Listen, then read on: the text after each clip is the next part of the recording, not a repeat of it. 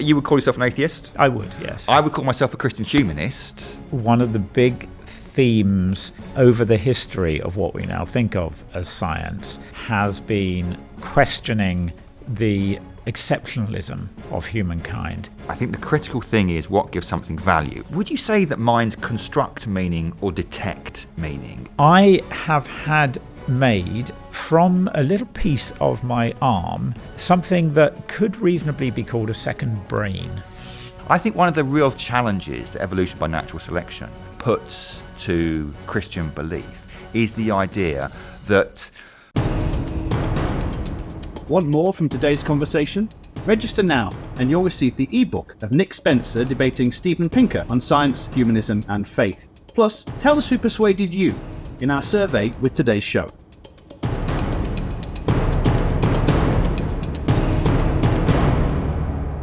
Hello and welcome to the Big Conversation from Premier Unbelievable, brought to you in partnership with the John Templeton Foundation. I am your host, Andy Kind. The Big Conversation is all about conversations around the topics of science, faith, philosophy and culture, bringing together, as it does, some of the brightest and most ardent thinkers from across the belief spectrum. Well, today we are looking at the subject of what does it mean to be human? Can science and or religion tell us anything about that? And there's a common belief, perhaps, that science and religion are in fundamental conflict, coming to different conclusions about what the world is and what it means to be human. But is that really the case?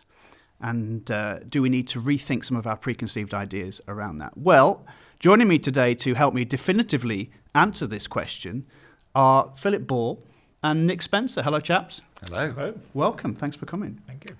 Philip Ball is a freelance writer and broadcaster who writes regularly in the scientific and popular media and has authored many books on the interaction of the sciences, the arts, and the wider culture. His latest book is The Book of Minds, a survey of the varieties of minds that do and might exist. And in conversation with Philip Ball today is Nick Spencer. Nick is Senior Fellow at Theos, and he's no stranger to the Big Conversation, having debated Steven Pinker in Season 1. He is the author of a number of books, his most recent book being Magisteria, the Entangled Histories of Science and Religion.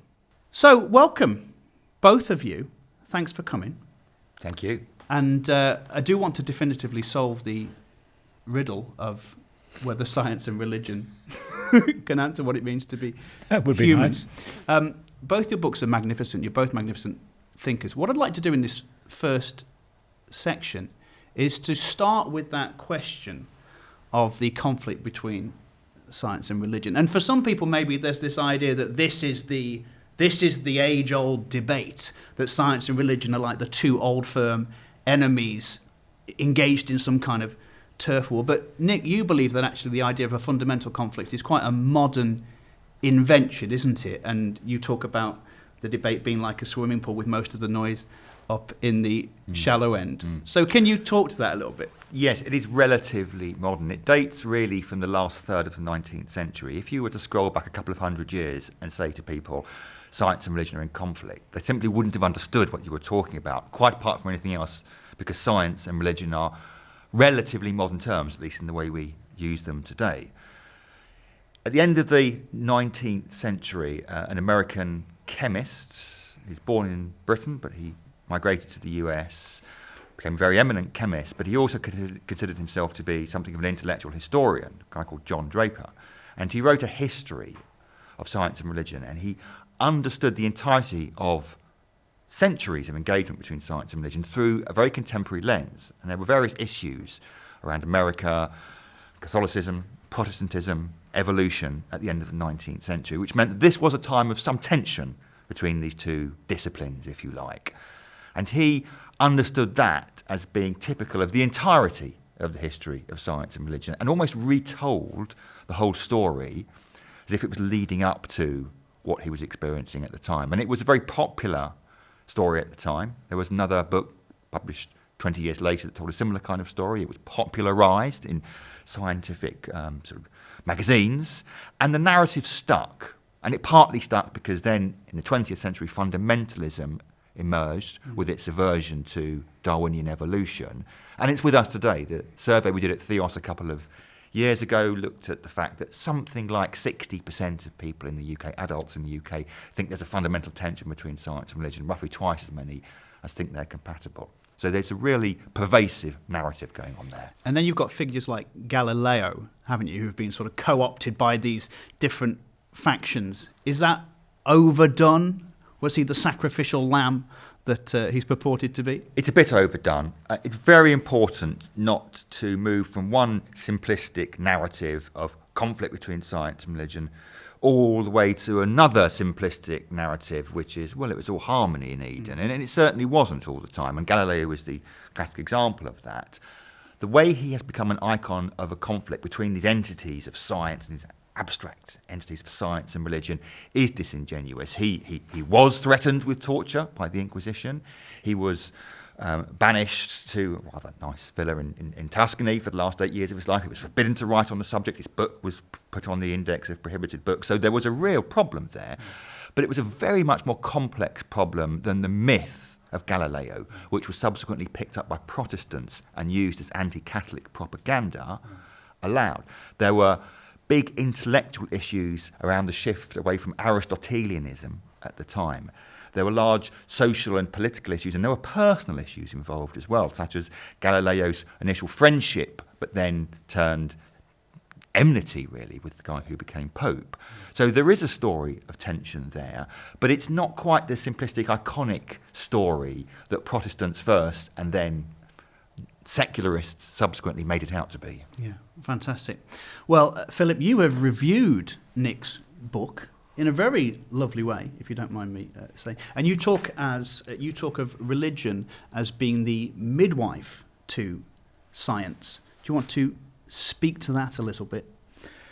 There are various ways that one can make that argument, and I think that you could see, certainly as far as Christianity is concerned, you can see the origins of that start to emerge in the 12th century, where there was a strong belief at that point in, I mean, as Nick said, Aristotle was the big philosopher throughout most of the Middle Ages, but there was also a Platonic movement. People were very influenced by what Plato thought. And Plato had a very geometric view of the universe. And Plato believed that it was created, there was a creator, but his idea was that it was created from a sort of geometric perspective, that there was harmony in the order of nature.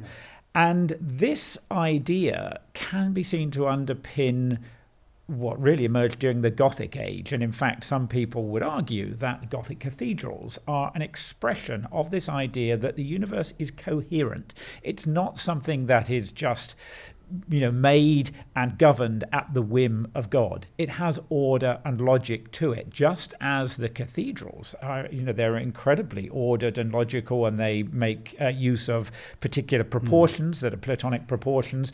And so they're almost an embodiment of the belief that the universe can be understood by us, that there are rules to it, there are laws to it, and we can understand them. And this is something that was very strongly believed and developed at, in particular, the Cathedral School of Chartres.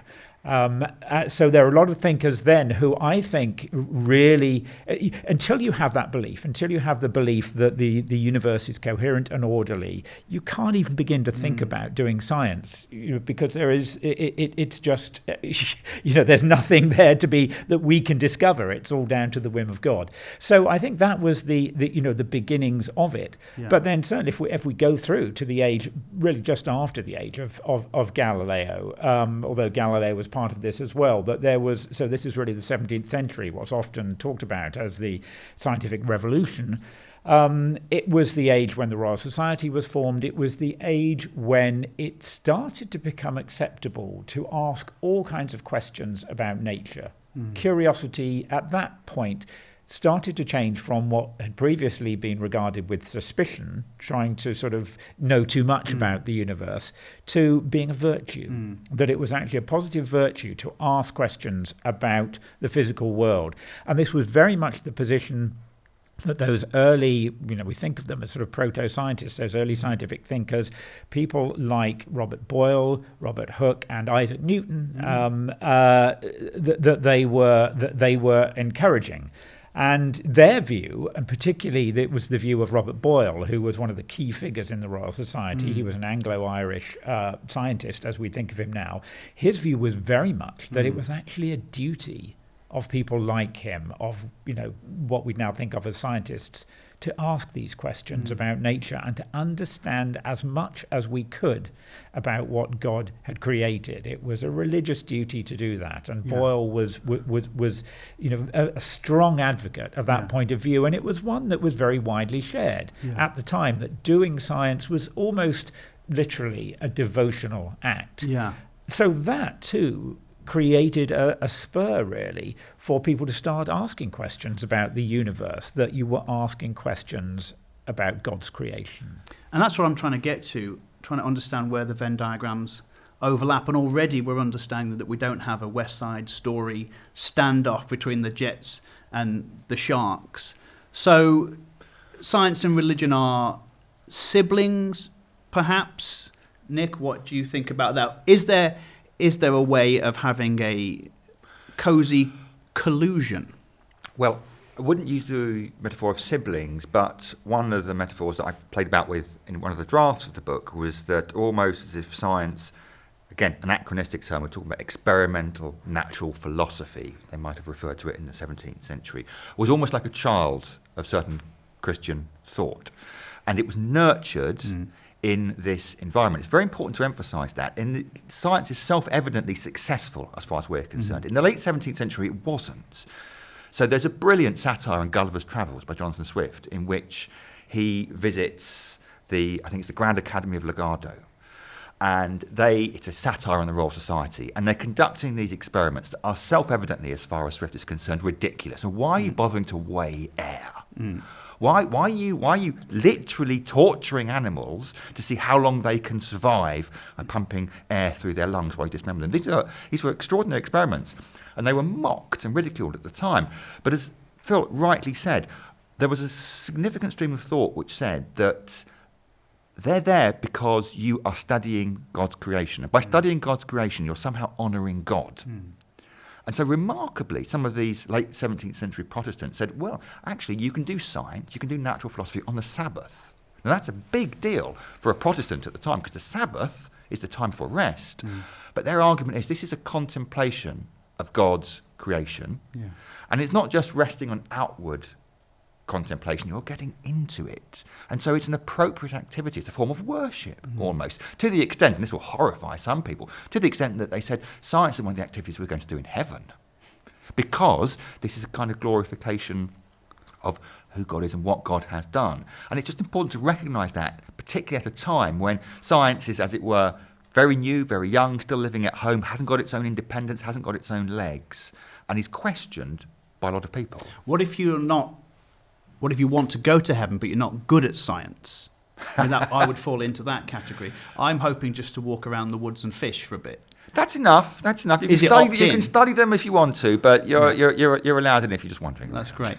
But so we've already got these two areas of overlap, science and religion, Christianity in this case. Both require a belief in the orderedness of the universe, and both require a curious mind. Do you think that's correct, Philip? Absolutely, yes. And, as I say, I think it was the liberation of curiosity that happened around what we now commonly think of as the birth of modern science as we know it.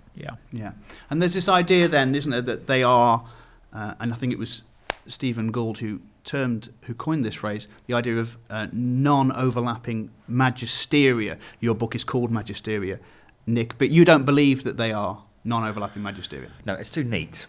Really, I mean, Gould, in a paper and then a book at the end of the 90s, came up with this idea that they're different, discrete, separate magisteria, or kind of teaching disciplines, if you like, and that they didn't overlap because science was about facts, religion was about values, very simplistically.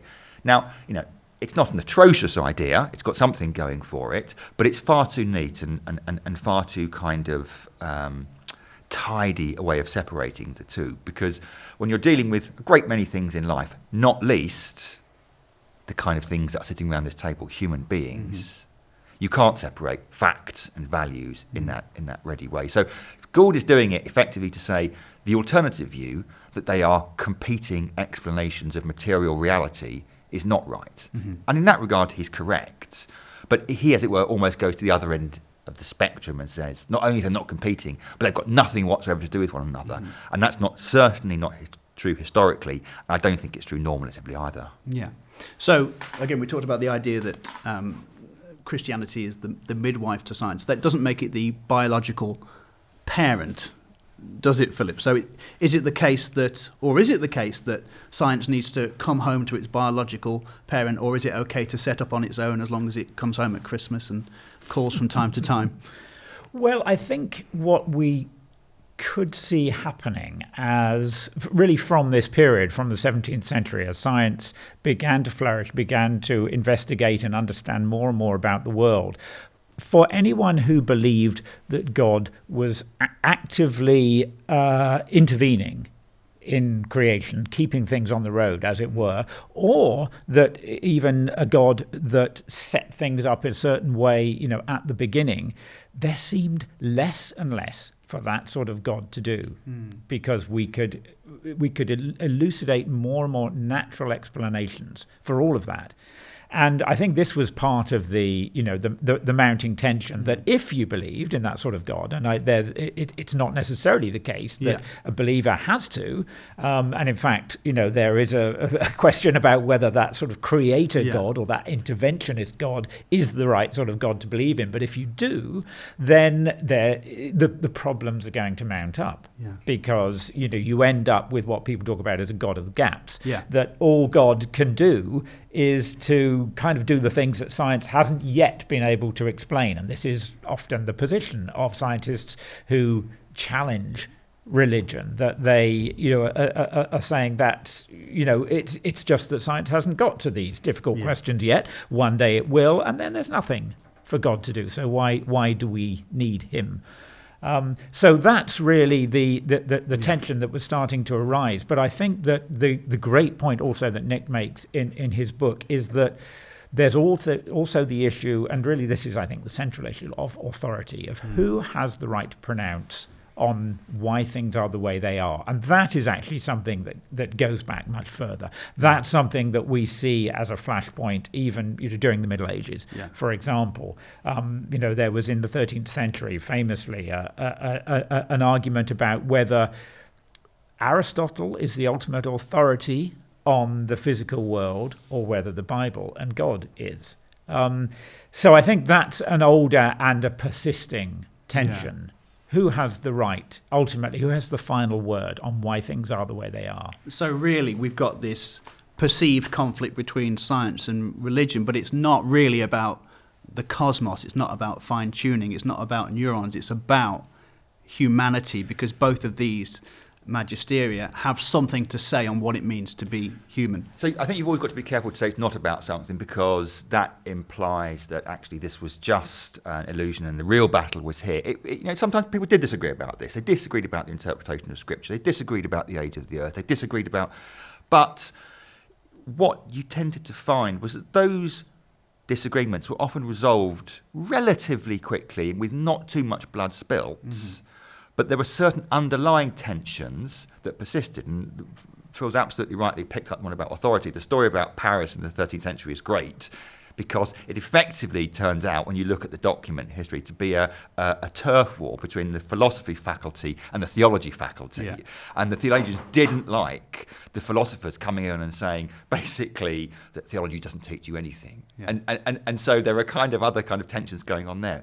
But going back to where we started the conversation, with a perception of a tension between science and religion really emerged in the 19th century. That's very much about authority. Beginning of the 19th century, you want to find someone doing science or natural philosophy, you'll probably, in this country at least, find them in an Anglican rectory. They will be ordained, they will be theologically educated, they will be very interested in the natural world, and they'll be conducting some serious, maybe not experiments, but observations. Scroll forward 50, 70 years or so, and science has increasingly become professionalised and autonomous and validated by other concerns other than whether you're an Anglican cleric from Oxford and Cambridge. The Anglican clerics didn't like that. That was a loss of status and authority. So much of the tension was around the shifting balance of authority and who had the right to pronounce, firstly, on the nature of the natural world. Yeah. Well, science won out, no problem with that one. But critically, on the nature of the human. And that's when things did kick off. That's absolutely fantastic. And we're going to go on to talk about the human mind and what is a mind and how do we decide and do we mind what a mind is and all of that. But it's fantastic that we've got these areas of overlap on a personal level, because you do come at it from different perspectives. Where, and it's a question to both of you as we go towards our break, where are the areas between the two of you, for instance, where there is a contrast to belief, where there is maybe a sort of breach in one's thinking? We need to work on this, Nick, don't we? Because we haven't really found one. We agree too much. I mean, I feel you would call yourself an atheist. I would, yes. I would call myself a Christian humanist, but I wouldn't want to put those two words together. So there's going to be some different conception there on, certainly the status of revelation, I guess, the existence of God. But it's important to recognise that you can be on different sides of that particular fence and yet engage positively and actually agree quite a lot on some of the things you talk about. I mean, I think what I have found is no reason within science to object to belief. There's nothing, I've yet to really find a conflict. I mean, of course, it depends on your expression of religious belief, and it's not hard to find, expressions of religious belief that absolutely do conflict with certain areas of science. Yeah. And that's a very selective one, and often it does center around the human and around, of course, evolution. Yeah. And there are arguments made that it also centers around questions of origins and the origin of life and the origin of the universe. Personally, I think that it's becoming more and more clear that that's a false argument. That there's really, and it's clear simply from the fact that there are religious believers who totally accept the cosmology that we have. Yeah. There's no reason to see fundamental conflict there. But I think questions around what it means to be human, what the source of our values are, those are more difficult areas. But this is from my own experience. I haven't yet encountered a reason why science need undermine belief. Yeah, and is that the same for you in reverse, Nick? It is, although I think it's really important for religious believers to be very honest about this. And I guess one way of looking at it is that the whole thing is like a massive jigsaw puzzle, really. And there are lots and lots and lots of very small pieces. And your kind of task as a believer is, and indeed not believer, is to try and fit them together. You've not got a picture on the box. You've got to work out how these different pieces go together. Now, for the most part, I think they do fit together. But at the same point, I find myself in certain, as it were, areas of the jigsaw where they don't fit together. Let me put as a provocation, as it were, to my own side. I think one of the real challenges that evolution by natural selection puts to Christian belief is the idea that pain and suffering seems to be built into the fabric of things. Now, I know there are arguments against that, and I've heard them, and I respect them, but I'm still uneasy about that. I don't have a problem with origins. I don't have a problem with so many things that Christians in the past have had a problem with evolution. I don't think they're worried, but I do think there are certain certain ideas, if you like, that spin off from scientific theories that can present a challenge to religious belief and need to be acknowledged as such. Yeah. Well, we're talking here at The Big Conversation about science and religion, where they overlap and whether either of them can tell us what it means to be human. My guests are Philip Ball and Nick Spencer, and we'll be back after this short break. Enjoying the conversation? Tell us what you think in our survey. Plus, register now and you'll receive the ebook of Nick Spencer debating Steven Pinker on science, humanism and faith.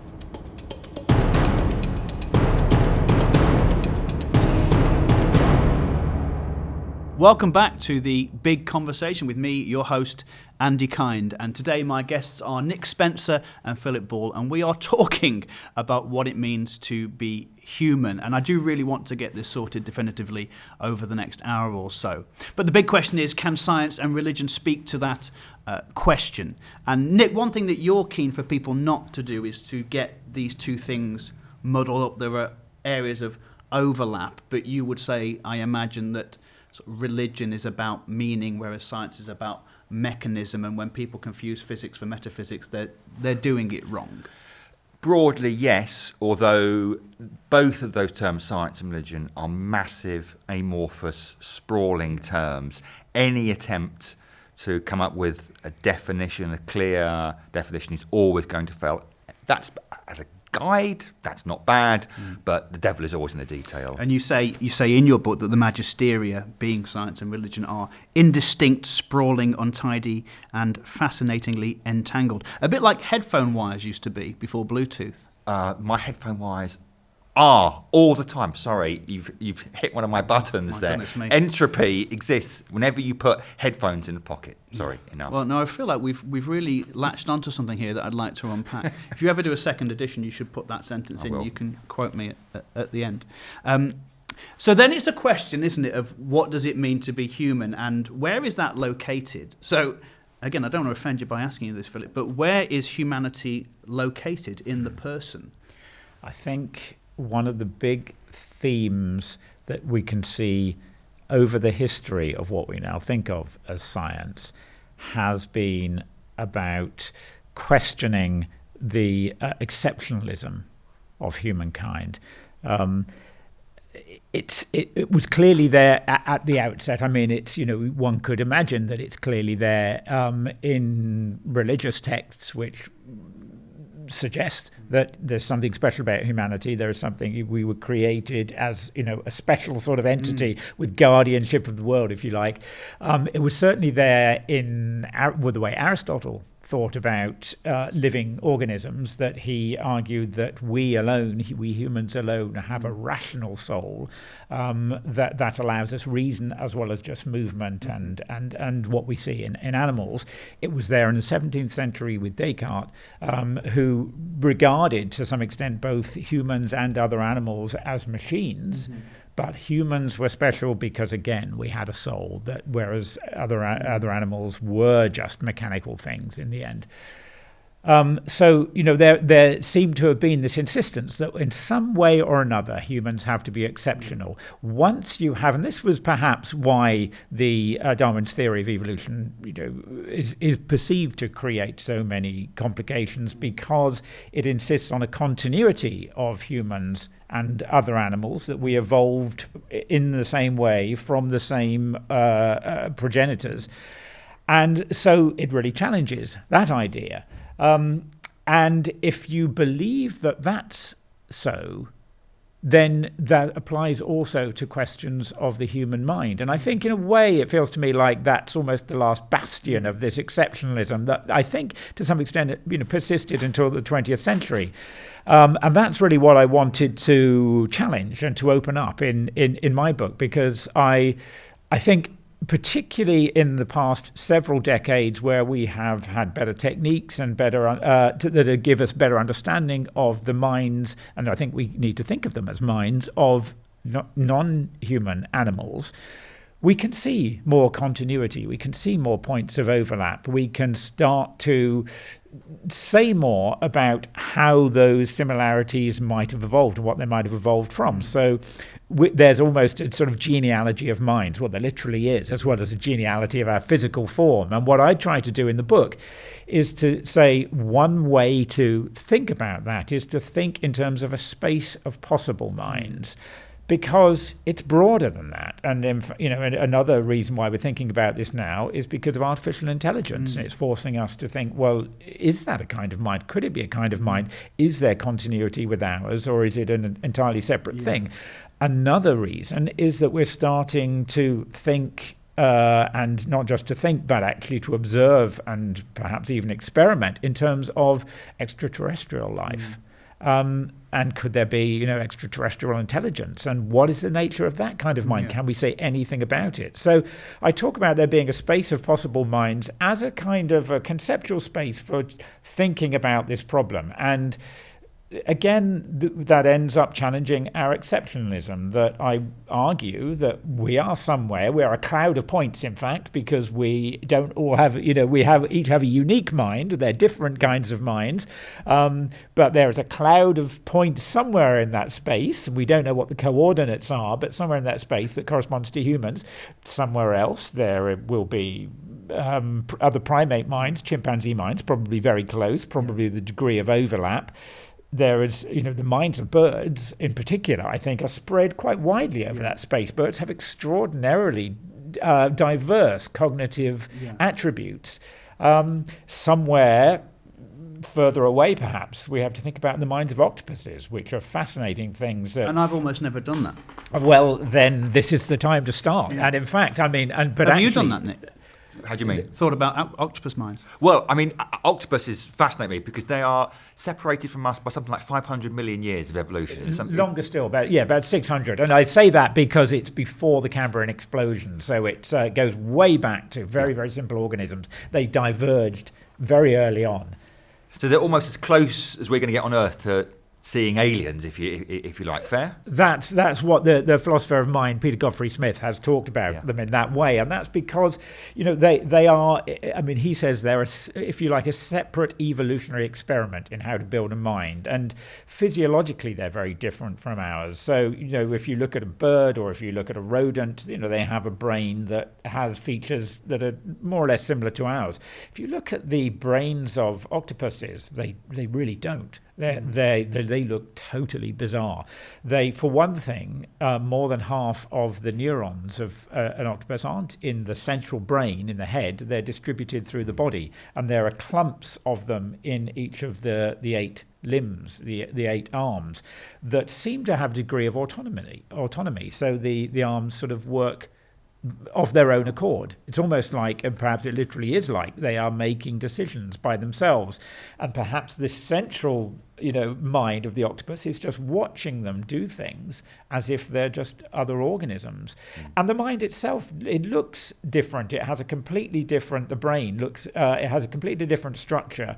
There's a hole through the middle of it where the feeding tube goes, which is kind of weird, like the brain was an afterthought.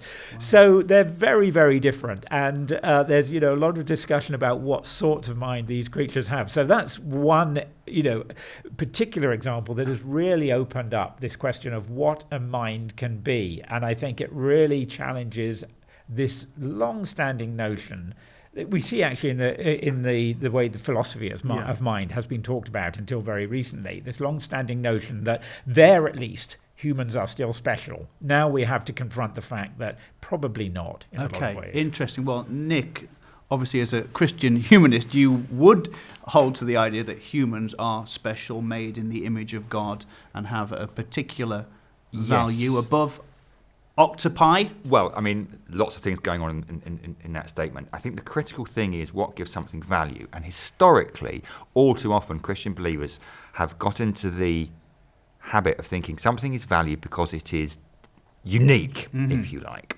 So humans are valuable because we're not like anything else. And then other things come along and say, actually, we see they are quite similar. Lots of other things very similar to humans. And that kind of almost insecurity is built in. We're special. Of course we're special. And it's a little bit like a toddler having their parents bring home a newborn. And for a long time, you've had your parents' attention solo in the house. And all of a sudden, there's this horrible little baby that's very, very similar to you and is actually on your patch. And you get insecure about it. The point is, a toddler is not loved by their parents because they're by themselves. They're loved by their parents just because they're loved. And I think it's critically important not to mistake the idea that humans might be valuable because they might be different. I do think there are differences between humans and other species, and I'm very interested to hear Phil's reaction on this. But from my point of view, the idea that the human mind is not the only example of a mind that evolution has arrived at is, I think, incredibly important. It seems to suggest to me, and I'm very, again, interested to get Phil's take on this, it seems to suggest to me that, at the very least, the potential of mind, as well as for the potential for morality, and indeed the potential for metaphysics, is almost built into the fabric of the whole system. So at some point or other, going back to Stephen Jay Gould here, if he were to rewind everything and then replay the tape of life again, as he said, in the more analogue age, we'd get a very different picture, but you'd get minds again, and you'd get morality again, and you'd perhaps even get metaphysics again. Would you get octopi? Because I'm still thinking about what you said, and I'm anxious because I found it terrifying. And is there a chance, maybe this isn't relevant to the question of what it means to be human, is there a chance that ultimately octopi will be our supreme overlords? Well, isn't it interesting that so often that's our conception of aliens, of real aliens? If you think of for example, the film Arrival, there are these octopus-like, and that goes back to H.G. Wells' War of the Worlds, yes, where his creatures were octopus-like. They were described as having tentacles and a massive head and so on. So already, then there was this perception that there's something alien about octopuses, so they represent something for us. But I think what Nick was talking about there in terms of value, one of the things that relativizing minds forces us to do is to ask, well, why minds? What are minds for in the first place? And that's really what I wanted to try to delve into in this book. And what I suggested there is that minds are, in one sense, we can think of them as ways to escape our genes, to escape having a pre-programmed response to everything in our environment. If you have an organism that lives in a very simple, very predictable environment, then it may be enough to just sort of hardwire every response, so it doesn't have to think about it, literally. But before very long, once you have any sort of complexity, organisms are moving around, they're interacting with each other, they're in an ecosystem, then that's not going to work anymore because you can't anticipate what's going to happen. So once life started to become at all complex, as it did right back in the Cambrian era, if not before, then that's not going to work. You just have to, you'd have to try to program too much into the genetic response, and you just can't predict it. So the alternative is to make a mind, is to make, this system that is adaptive, that is innovative, that can improvise. I think that's the key to because minds. You've talked about in one of your talks how memory is really important because it helps us to gauge our future responses. But you would also say, I imagine, that again the mind is not simply a score predictor, because we actually do have something approaching the idea of the illusion of free will, but we can make a choice contrary to what we would usually do. And the Apostle Paul, of course, says, I do what I don't want to do. So there is, how do we sort of navigate that idea of predicting behavior and also then doing something contrary to that? Well, there's this very telling passage in, I guess it's in the Selfish Gene, Richard Dawkins' famous book, in which he recognizes that we, at least, seem able to override, as he puts it, the dictates of our genes. And there's a little sense that maybe he's a little bit outraged at our ability to do this, but he recognizes that it's the case. My point is that that was an inevitability once you have complex organisms. We need to expect that that's going to be so, and that within that, if you like, we can see the origins of free will. Is a very complicated term, and it's both of those words are in a way too loaded to still use. But it's often talked about now in neuroscience as volition. That's a better word. That we are somehow self-determining, and that's what minds have to do. They're able to take in the information from our surroundings, but not to respond to it in just like a machine like way where a button is pressed and you do a certain thing, but to process and integrate that information with the internal state of the mind, which includes memory, and that you can see something like that even in the simplest of organisms, and as a result of that come up with some kind of response, some kind of decision about behavior. And in a sense, that's what minds do. That's what they're for. And you can see that as an adaptive behavior. Minds clearly must be adaptive. They've evolved.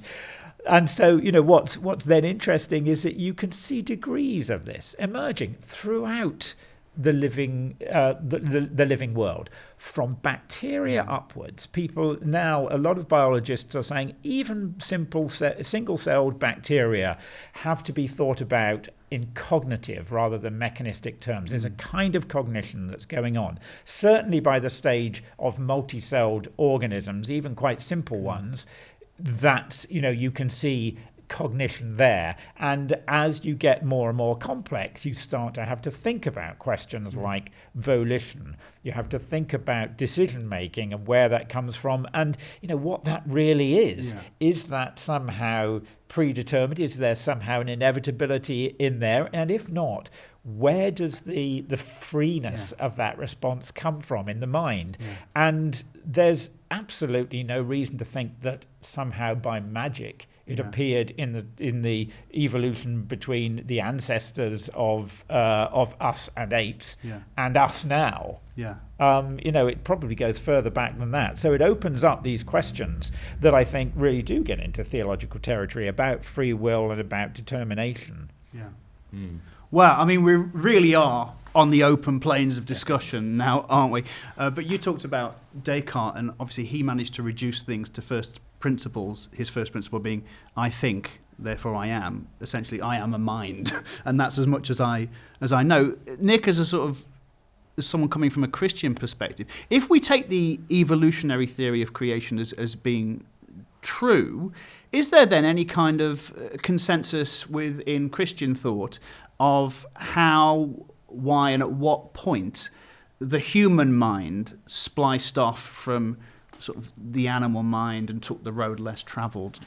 No is the short answer, because Okay, I don't think Christians will comment on this, but if they do, they're going to be commenting on it as philosophers, as scientists whose thought is informed by their faith. But you can't read this off Scripture, you can't read this off theology. It's part of a wide discussion. I think it's important. You mentioned Descartes there; he's come up several times in our conversation, and I think that the cogito you talk about there, that I think therefore I am, is a massive misstep in all this, in as far as it does one of the things that we've kind of hovered about in this discussion, which is detach the mind from the body. And the example of the octopus is a great kind of grounding example, but it's not just octopuses that have kind of minds that are physically part of their body. We do as well.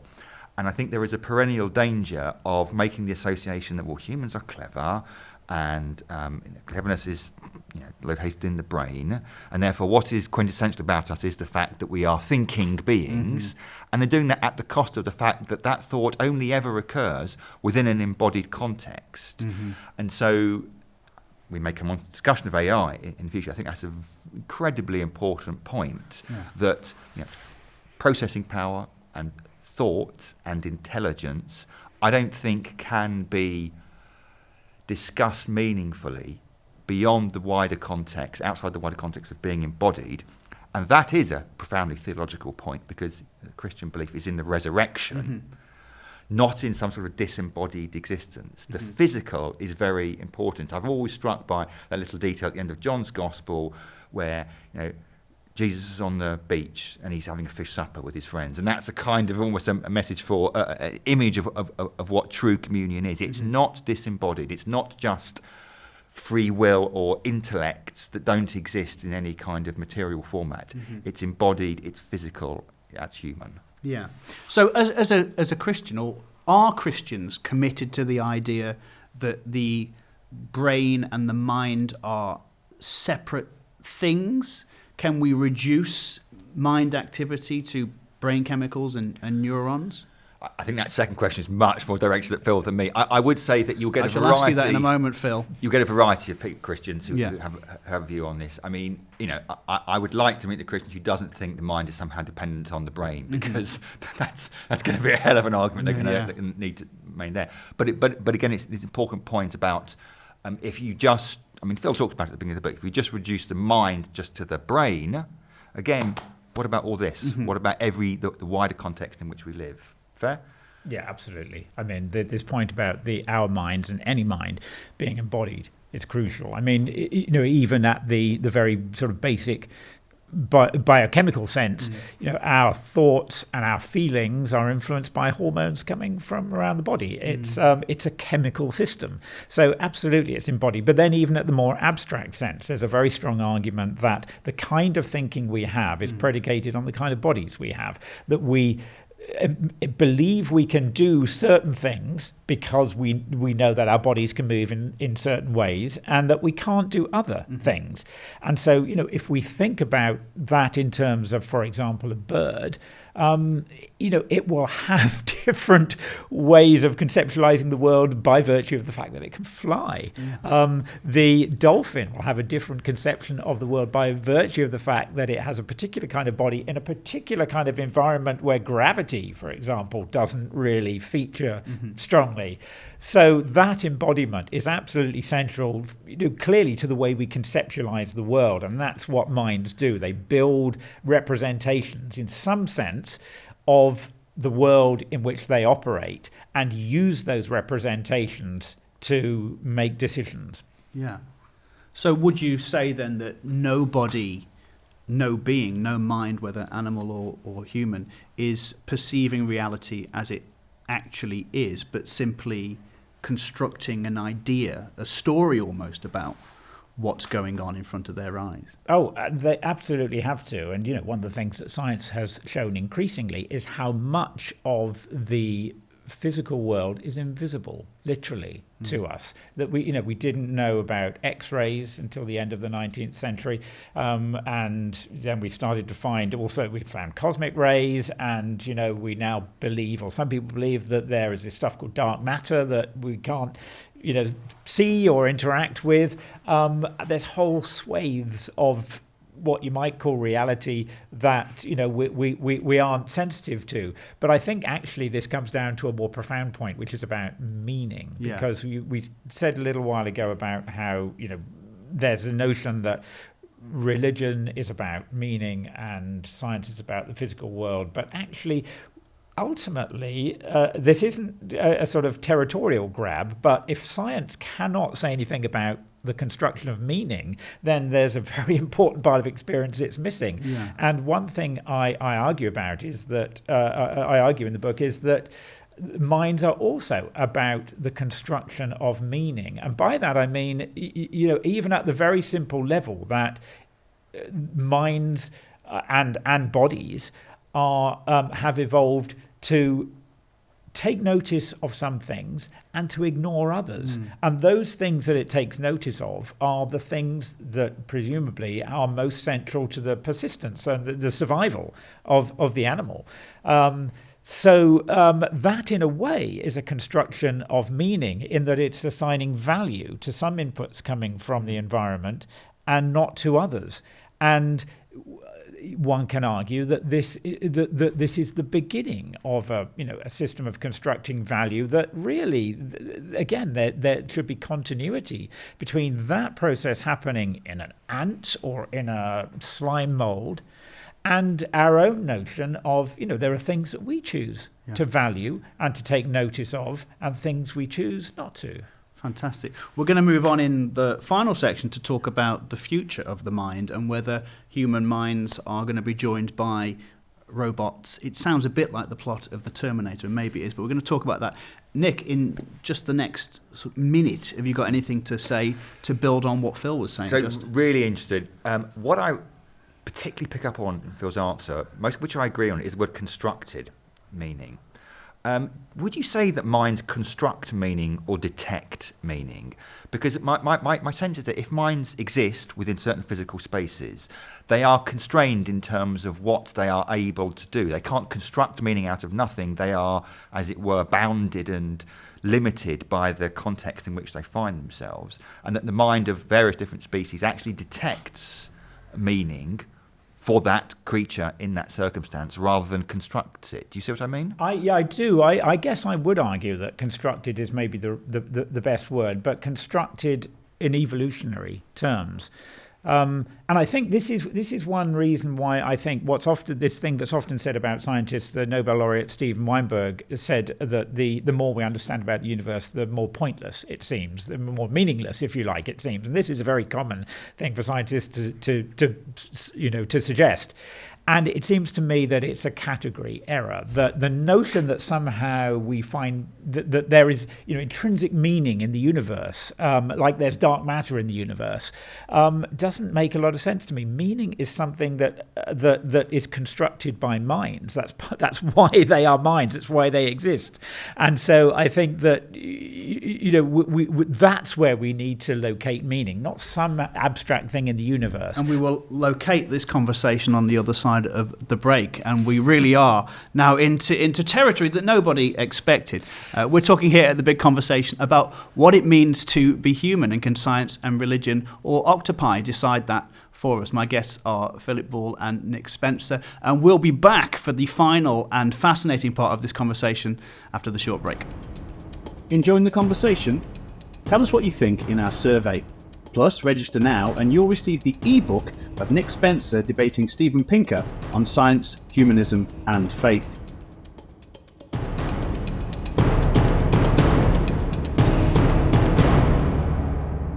Welcome back to part 3 of The Big Conversation. It's been an amazing chat so far, and today we are discussing what it means to be human. Can science and religion answer that question for us? My guests today have been and still are Nick Spencer and Philip Ball, and if you don't mind, we're going to continue talking about the mind. Previously, we were talking about the idea of meaning, and is it created, is it detected, is meaning architecture or is it archaeology? And Nick, you were about to jump in and... It was only actually a small kind of supportive comment in response to Phil's point, quoting Steven Weinberg about the more we understand the universe, the more it seems to be pointless, or some people say meaningless. I'm always interested if people say that. What does pointed look like? What does meaningful look like? I mean, if this is totally pointless as far as you're concerned, this is totally meaningless, I just don't understand what would then persuade you that something was meaningful. Is it simply a temporal thing that it has to go on forever and ever and ever? It was more of a question. I don't particularly consider the creation of which I'm a part to be pointless and meaningless, although sometimes it can seem like that. Yeah. And Phil, you say in your book that a mind seeks what is meaningful to it in the universe. So in that respect then, is any worldview fair game as long as it's functional? Do you mean in terms of the kinds of minds that can exist? No, I simply mean within human terms, if a mind seeks what is meaningful to it, does that mean that we do simply create our own meaning, and whatever truth, whatever meaning we create, is that fair game as long as it fits that? Oh, we are, at the risk of sounding exceptionalist, we are complicated in ways that it's very hard to find in other creatures, and partly because of the complexity of our culture. And, those sorts of questions seem to me to be so much cultural questions. And part of that, the fact that we have those complex cultures, is that the one thing that we do seem to have that it's harder to find in the same sense in other creatures is language. And language is about so many things, but part of what language is about is the imagination, is the fact that it allows us to project our own imaginations, if you like, into other people, to convey things and to have interactions of a sort that it's very hard to see in other creatures. So I think, perhaps the answer is to be found in that seemingly pretty unique aspect of the human mind. Yeah, okay. Nick, talk more about meaning being... Because I think you're right on that. I think we don't decide that we want to be loved unconditionally. We discover it, and we notice these things by their absence, don't we? We know we want to be loved unconditionally when we feel rejected. We know we want our lives to be full of purpose when it seems as though life's going nowhere. So can you just talk more about that? From a theological point of view, you would argue that if the creation is made by God, but made in inverted commas, or the usual caveats apply. There is an intrinsic meaning underlying it. From a human point of view, that meaning is found in embodied existences that are sacrificial and loving. Now, very interesting to know what the meaning of that creation would be for a bat or for an octopus, and that's a question I'm pretty agnostic on.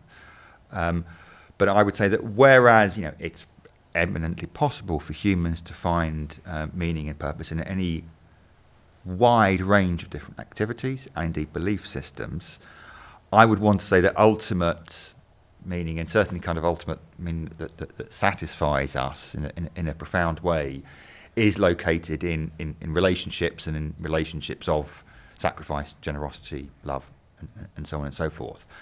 We do construct those in the sense that we are free people, free persons that engage with one another in a multitude of complex different ways, and we're not simply on kind of strict kind of railroads of which deterministic paths, but nonetheless, I think it is interesting how many different, not just religious, but worldviews across human history have found ultimate meaning and satisfaction in what you might call relational integrity or love, for want of a better word.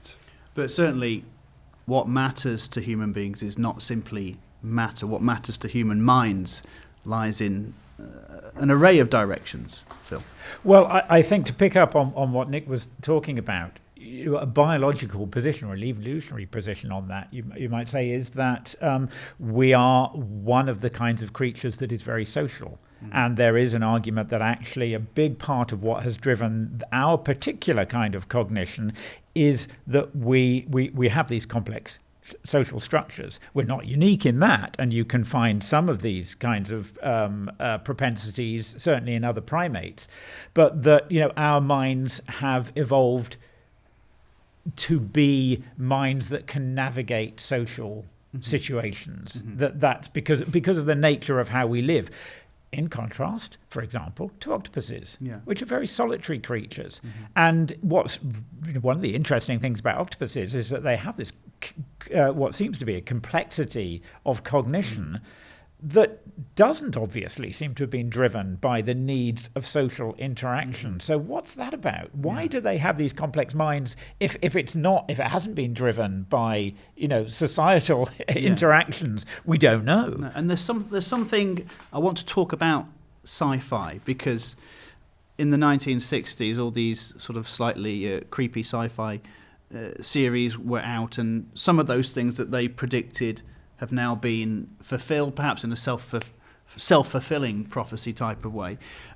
But what about the future? We've got things like AI and all of that, and it seems to be accelerating quite quickly. So, Phil, what does the future look like? How sci-fi might the future be? How much of Philip K. Dick might become a lived reality? Well, when we think about that question, I mean, obviously everyone's talking about AI at the moment, and that, is a really interesting area to look at. But we tend also to think of technological developments and, what devices we'll have. But I think one of the areas that is becoming really sci-fi already is to do with our own flesh and blood, with our own bodies. What is happening in biotechnologies is really quite extraordinary. I'll give you a personal example Please of do. that. I have had made from a little piece of my arm something that could reasonably be called a second brain. So there you go. It was very small. I say was because it no longer is living. But it was about the size of a dried pea. But it was brain-like in that it was made, as I say, a piece of my arm. Biopsy with tissue was taken. It's basically skin. Those cells were transformed back into a stem cell-like state from which they could, in principle, develop into any tissue type in the body. And then they were encouraged to grow into neurons. And the neurons, as they grew, organized themselves into a brain-like structure in a dish. It wasn't perfectly brain-like. It had some of the characteristics of what you'd expect in an embryonic brain at that sort of stage of growth, but not perfectly, because it didn't have the rest of a body around it. But there it was, and I have pictures of it, and I still find this literally mind-boggling. But this is the kind of thing that we can now do, and one could imagine, and it getting more and more the case. One could imagine getting better at that technology, perhaps finding ways to give it a blood supply so that it can continue growing like a brain. What is the nature of that entity? Yeah. Does it have consciousness in it? What does it even mean to be an isolated, a brain in a vat? Is an old philosophical construct for thinking about, the mind and how it works. But now we can actually make something like it. So what sort of possibilities, what sort of questions, ethical and even theological, does that sort of capability open up?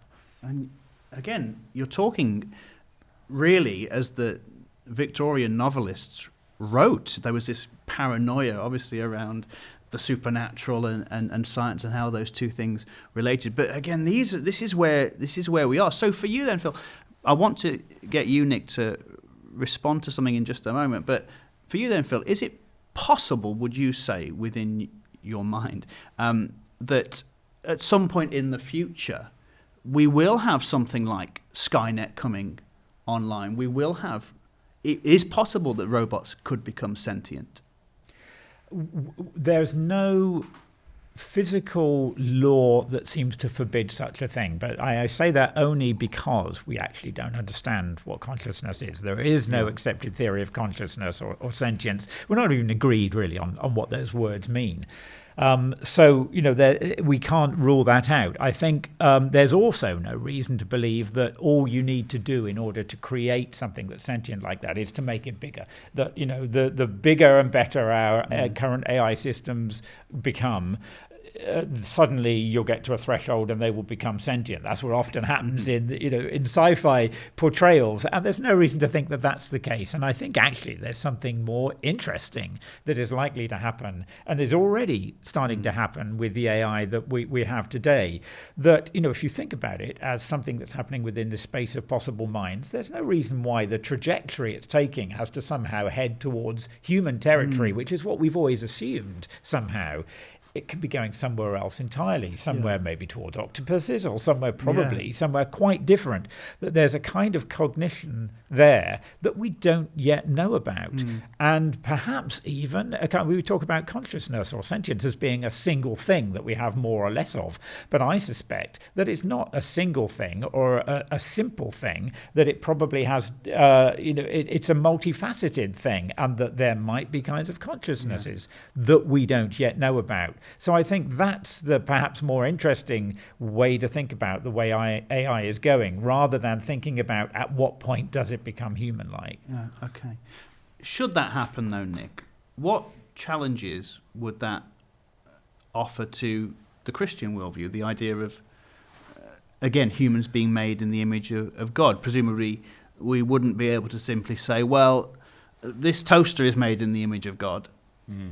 I think the challenge here is to human responsibility rather than to human dignity, if I can put it this way. We automatically get in that kind of defensive, well, if technology develops in this certain way, what will it mean about us? What will it mean about the image of God? Well, I don't get particularly anxious about that. Just because something else is developing in a certain direction doesn't necessarily change the nature of who I am. That seems to be a conception of dignity that is entirely predicated on comparison, and that's not very healthy. I think the challenge is human responsibility. I think the risk here, people automatically kind of gravitate to what if these things are going to, take us over and dominate us. Well, I think the bigger risk is what happens if these things are used by human actors who are malign and want to deceive other human actors. And I think one of the concerns, just in recent weeks, this has been voiced by a high-profile resignation from Google, and from a letter to, I don't know when it was, the Times, by 70 or 80 experts in AI,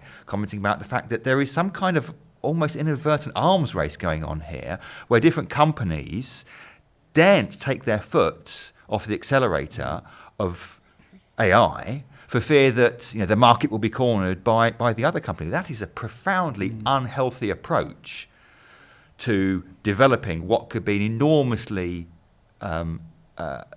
powerful technology. So I think the main threat is not to our dignity, it's to our responsibility to one another. Yeah, okay. And you talk, Phil, you talk about what it means to have a mind, and you have managed to sort of reduce it to the idea of aboutness. There is something it is like to be that thing. So do you have any concept of what it would be like to be a sentient toaster or an alien or a ghost? Because obviously the moment we start talking about mind space, it does open up these what seem like sci-fi novels but actually are now part of neuroscience and the discussion therein. So what any kind of inkling as to what it would be like, the aboutness of these non-human? Simply, I'm afraid not. Okay. I mean, this comes back to the famous article by Thomas Nagel, philosopher of what it means to be a bat, and he's saying that there is no way all we can really do is to imagine what would it be like to have sonar and to fly about. But of course, we're imagining it from the human mind. That there's this is the big challenge in thinking about mind, that we are trapped within one, and we have no obvious way of getting beyond that. Having said that, it's not inconceivable that technologies may extend that there's no reason why, for example, it may not be possible to connect mind, to connect your mind with mine. And there are people working. I mean, Elon Musk's company Neuralink is working on whether it's getting anywhere or not is less clear. But in principle, it may be, you can imagine some kind of device that allows access to our thought processes. And it may be that that will sort of broaden our notion of what this can be. But I think it's also you can also sort of think about this from the broader view of the organism itself. We're able, for example, to make so-called chimeric embryos that are a mixture of human cells and those of another animal. Monkeys, for example, embryos of this sort have been made. We don't know what the nature of an organism like that would be. At the moment, it's not clear that it could develop into an actual organism, but it's by no means clear either that would be impossible. We know that chimeric organisms that are a mixture of the cells of actually different species are viable, that they will be able to grow into, it has been done, into creatures that are alive. And there's no reason to think that we're special in that regard. So, it would certainly be deemed, and quite rightly be deemed, unethical to do that, to make a human-animal hybrid in that sense. But there's no biological reason why we couldn't. So I think, in some ways, that again, it's the biological rather than the technological that is raising these sort of possibilities of where the boundaries of humankind are, and how do we define where humanity or humankind or humanness begins and ends. Yeah, and you're nodding away to that, Nick. You agree with that? I think it's fascinating. I think all of us around the table, most people watching, will concur with the point that just because you can doesn't mean you should. Yeah. And it underlies to me. Two things have particularly underlined to me in this conversation, the broader conversation of what it is to be a human. One is that you can't have these conversations without grounding them in a serious ethical approach to why one is doing this. Now, I suspect, again, I'd be interested to hear Phil's opinion on this, that is a question in some form that might be asked by some other animals, but I think we ask ourselves that in an absolutely central, intrinsic way to who we are, wanting to know why and whether it is a good, whether we are pursuing a good. So that ethical reflection, that sense of the should, is central to who we are, but also imagination as well, which has kept on coming up in this conversation. Phil was talking about in the previous section about how we don't just respond as algorithms. No complex animal just responds as an algorithm. You have to have that fluidity and adaptability. And one of the lines in Phil's book is that, our intelligence is particularly fluid. It's unusually fluid. And that means being able to imagine ourselves into things that don't exist. That's absolutely quintessential to our ability to navigate the world and operate with one another. And it would be absolutely essential in terms of our ethical navigation of this technological development. So critical to who we are is the need, not just the capacity, but the need to reflect ethically on the good of what we do, and the ability to engage imaginatively with that. Fantastic. This has been an amazing discussion. Thanks for letting me be privy to this, chaps. And we've talked about science and religion. We've talked about the areas of convergence and the areas of divergence, and we've concluded, I think, definitively that it's not simply a very, very good thing against a very, very bad thing. It's not tribal war. That's great. Let me give you a thought experiment then, just to end with. Let's say that aliens like Independence Day do land at some point in the next 100 years, and before they destroy humanity, they want to know, and they want to ask you two specifically, what does it mean to be human? So we're not asking for theories now, we're asking you, Nick, and you, Phil. What does it mean to be human? You first, Nick. If that question means what does it mean to be human, distinctly as in different from other species, other forms of life, I would say concretely, it is it's probably eating with somebody. Not just the process of consuming food, but the sociality and the openness and the physicality of sharing a meal. Roger Scruton, the conservative philosopher, was very good on this, about how, for humans, eating is not simply a matter of consumption and getting stuff inside us. It is a profoundly social, relational process. It's a form, to slip into theological language, of communion. I think that is quintessentially human. Fantastic.